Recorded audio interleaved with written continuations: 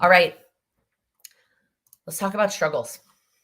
So this is very ironic because two things. Number one, I know I've mentioned this before. I pick topics for these lives a quarter in advance. And I do it with a content coach, marketing, uh, what's another word? I don't know. I'm not actually sure what her exact title is. But her and I sit down once a quarter. We map out my business goals, my business marketing priorities, and then what content topics make sense to support that. So we picked this topic during our call. It was like the second week of March.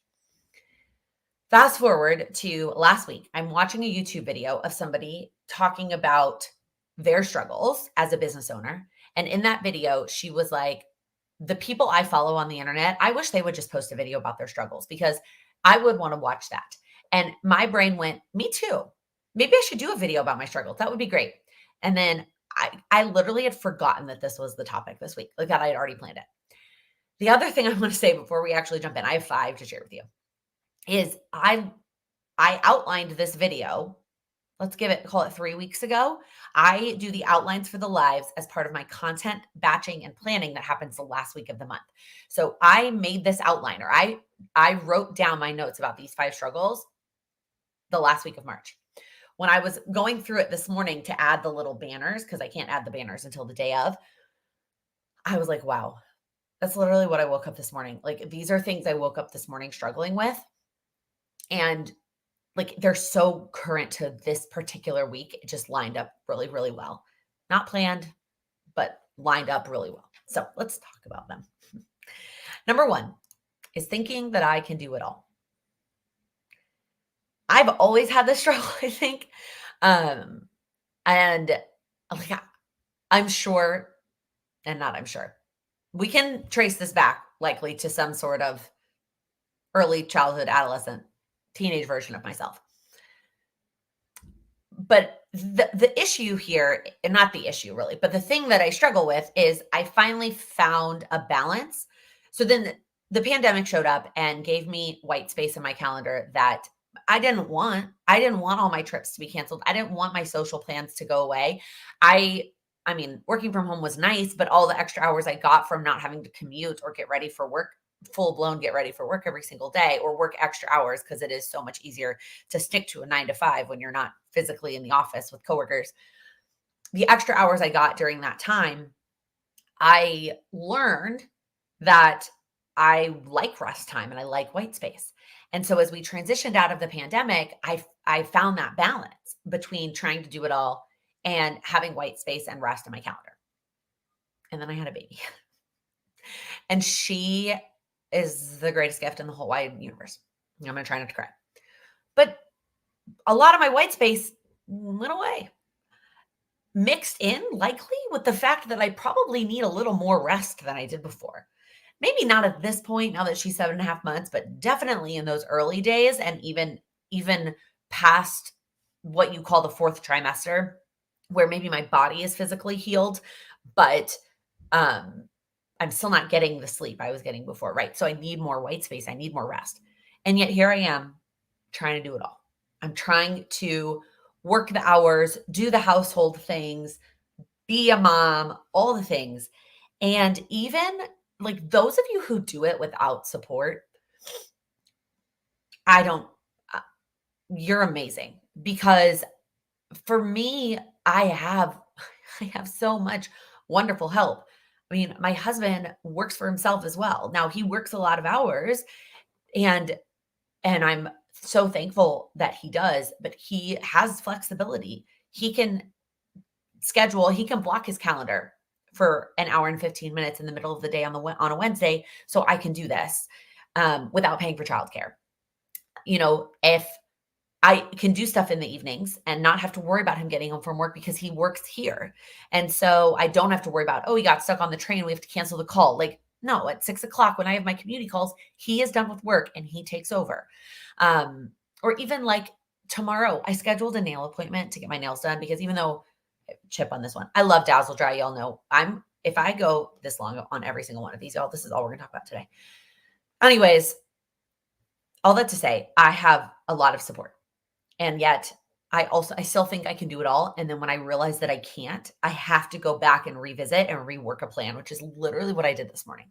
I reworked a plan for this week and next week and cut stuff out or pushed stuff to later on. And it is what it is. I'm not necessarily going through these, y'all, with a solution. Sorry. This video is not going to be like, here's the struggle I'm having and here's how I'm getting out of it.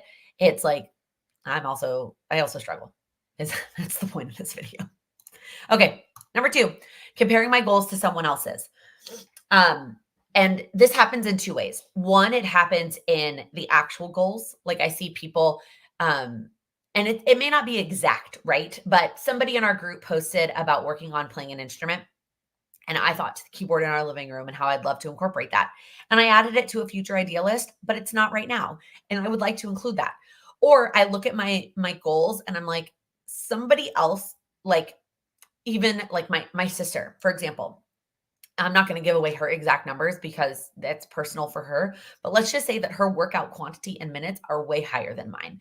And like, that's amazing. And I love that for her, but I'm like, mine are so small compared to hers. That was part 2. So part 1 is the actual goals, like not having the goal on my list. And then part 2 is the quantity or the intensity of the goal that I have on my list at this tier and that tier. And I know I tell you all the time, don't compare your life to somebody else's. I'm here to tell you I also struggle with it. It's not perfect. I'm not perfect. Okay, this is the one that really is so ironic that I wrote down a couple of weeks ago because this morning as I was working on my May goals, I was like, oh, I feel this. Getting bored with my goals. This happens. Like we get bored. It's not unfortunate. It is just how it works for a lot of things in life. It's repetitive. You do the same thing again and again and again. And you might have to do that a lot until you're done. I mean, even thinking about taking care of a baby, right? The number of diapers and feeds and baths and feed, and I almost said feeds twice because it feels like she's always eating. It's repetitive and goals are the same way. And so I was working on my May goals and I'm like, it's all the same. There's like one new thing on my May goals list that wasn't on April. One. And I was like, well, that's boring. And that's not exciting. There are just going to be seasons that your goals are boring and exciting. And I get there too. And so if I get to a place where I'm like, I am bored, I have to have this pep talk with myself. And then I have to ask myself, how can I make it exciting? Ultimately. Okay. I said I wasn't going to give solutions. I'm just kind of giving you my struggles.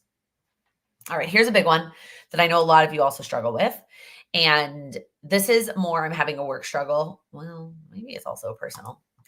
Not following through when it's on my schedule, right? Saying I'll get to it later.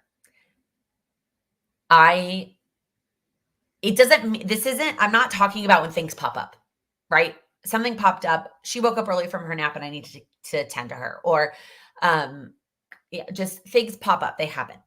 It's more of like, okay, she's down for her nap. You have this amount of time to get, these are the things that you want to get done. And I'm like, I'm going to do this other thing instead of doing, like, there's a reason you planned it that way. Like, just freaking do it. Just do the thing on the list. And I'm really working on this one. I talked in my quarterly goals video how I struggle with this with the work stuff, especially with like the project-based work stuff. Like I can get the I have to do these things done. The coaching calls, the YouTube videos. I can do the things I have to do. But doing the above and beyond things, I am not as good at following through on them, especially now. And so this is something that I'm working on, something I still struggle with. This last one kind of encapsulates all of them. It's a little bit cheating, but it's still, it applies. In general, I struggle with not taking my own advice.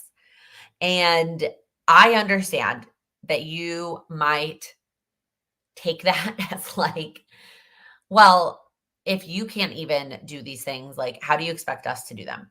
And if you feel that way, like, okay, It's fine. But ultimately, just because I know that they work, because they worked for me before. Anything I share with you that's my own advice, it has worked for me before. I've done it before and it's worked. It doesn't mean that I do it all the time. That's what it comes down to. And like reflecting, y'all, this week I did not reflect on my goals. I just was like, here are my main goals, moving on. Spending time to break down my goals, sometimes I'm not as good about that. Like I I I know what I need to do, but sometimes I'm not good at doing it.